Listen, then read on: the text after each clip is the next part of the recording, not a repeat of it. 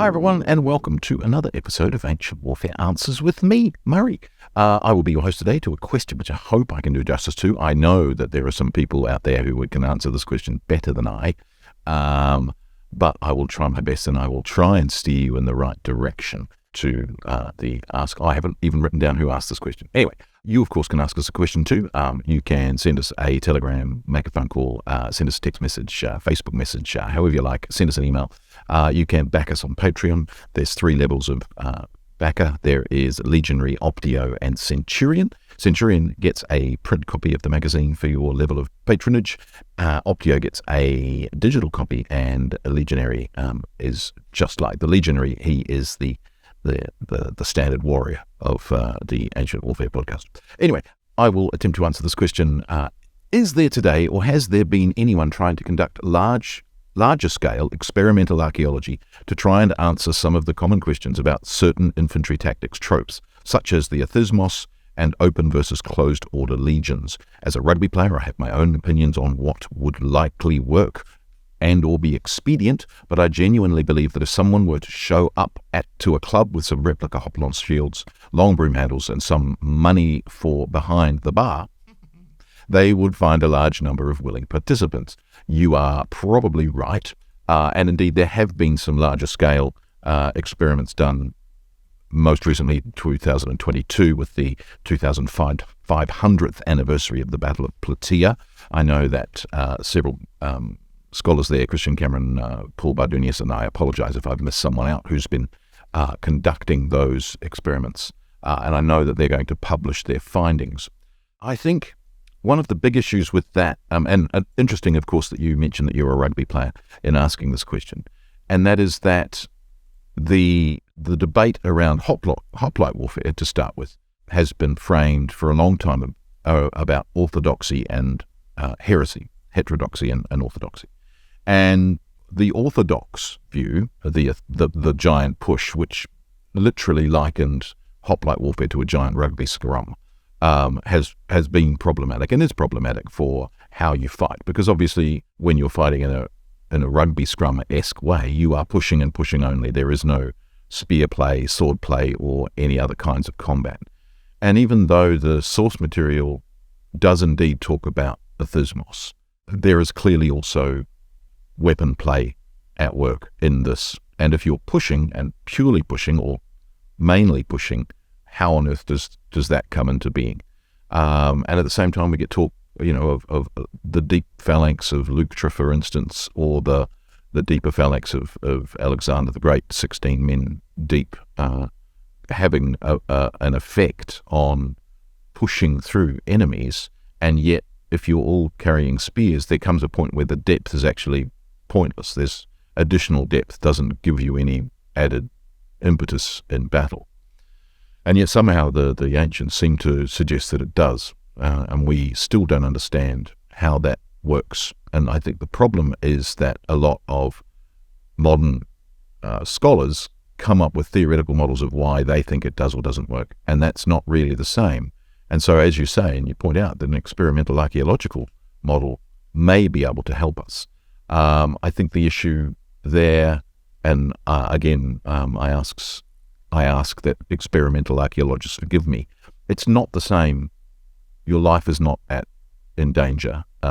Yes, there are injuries in experimental archaeology, but it isn't quite the same. You are not trying to kill the other side. And so I don't think that there's that point of remove as to whether it can work or not. And I think the other thing is the experimental archaeology that I've seen explained is attempting to prove a theory rather than reenacting combat, as it were, without the theories in place. And so that's interesting. And there are interesting parallels with riot police and crowd control. Unfortunately, we've seen some of those sorts of behaviors in very recent history. And from an ancient warfare perspective, they are fascinating to see how crowds operate and what happens in those crowds. But again, they're not quite the same in terms of what weapons people are wielding and how they're wielding them. I'm also not convinced by the modern theory that there's a looser formation of, and that hoplite warfare is less involved with the shove, the othismos, I don't think that the ancients misunderstood their own term, and that the modern 20th or 21st century historian better understands Greek warfare than they did. I think we don't understand ancient warfare, as opposed to saying that they didn't understand their own cultural idea. There are, of course, problematic passages. I think, for instance, wrestling, when Epaminondas encourages his Thebans to wrestle, that wrestling is involved to a much greater degree in hoplite warfare than we think. That there is some kind of ancient Greek martial art going on in the phalanx, and I think there is room for that. One of the fascinating things, of course, about ancient Greek and Roman warfare, I'll get onto the Romans in a minute, is that even with this massed combat, there is still room in the narratives for individual exploits to be highlighted. So there must be room within ancient warfare, even within a hoplite phalanx, even within close order, for individuals to shine in their individual exploits.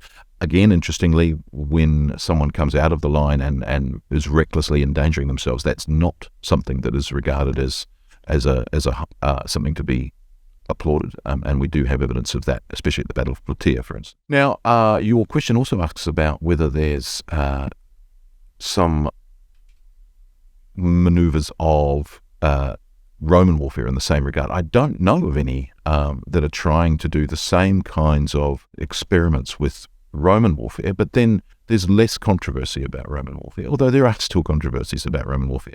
You know, the idea that we see in a lot of Roman warfare is, that the curved rectangular scutum is, well, it's the Roman from 700 BC through to 5th century AD, and that's just not the case. It's really only about 170 years where that is the look of the Roman legionary with their segmented armor. The problem there is, there is an evolution that is consistently going on in Roman warfare. Shields go from ovals to rectangles, curved, flat, back to ovals, curved ovals, flat, round shields by the end of the period. And I think that one of the issues is that all of those have expediency at some point in warfare, depending on the foe you're fighting and things like that. And I think also that the armor and weaponry isn't as short-lived as we think. I think that if a good helmet is a good helmet, it's a good helmet 100 years later, generally speaking. It can be repaired, dents can be taken out. So I think that when we try and put things into very, very tight boxes, that's not the reality of some of these weapons and some of this armor lasting a lot longer than it did. But again, I think with Roman warfare, we're not generally doing some of the same experiments. The depth of the Roman lines obviously less, between 3 and 6. There is still some issues with the fact that what we tend to think is that they discharged their pila first and then advanced with drawn scutum, and that doesn't seem to be the case. There is actually evidence that pila are used, and hasta, other spears, are being used later in the combat phase than we would normally be led to believe was the case. There's sort of the idea of Roman warfare, and you don't see it in films because it doesn't, pass the OH&S issue. The 1936 Scipio Africanus movie does, because they didn't care. But that is, of course, that the Roman legionaries throw their pila first. They throw their spears first, and then they advance with drawn swords and maybe with thrusting spears. And so in most movies, they advance with their pila. They don't throw anything because you can't make that safe on a film set. And that, of course, has led to a misinterpretation that the Roman legionary is generally a swordsman. But he, of course, does also have throwing spears first. And some of those throwing spears are not thrown until very late in combat. And we have literary accounts of pila still being thrown very late in battle. And so the idea of exactly what is a Roman legionary and how did they fight is still one that we aren't really up to answering categorically. But I think one of the issues and one of the advantages with the Roman legionary is that they are incredibly flexible fighting units. They can fight in a variety of different styles, just like the auxilia that they hire to be their slingers and their archers and things like that. And so therefore they can fight in different ways. There isn't a single way of fighting, and there isn't a single way of defending.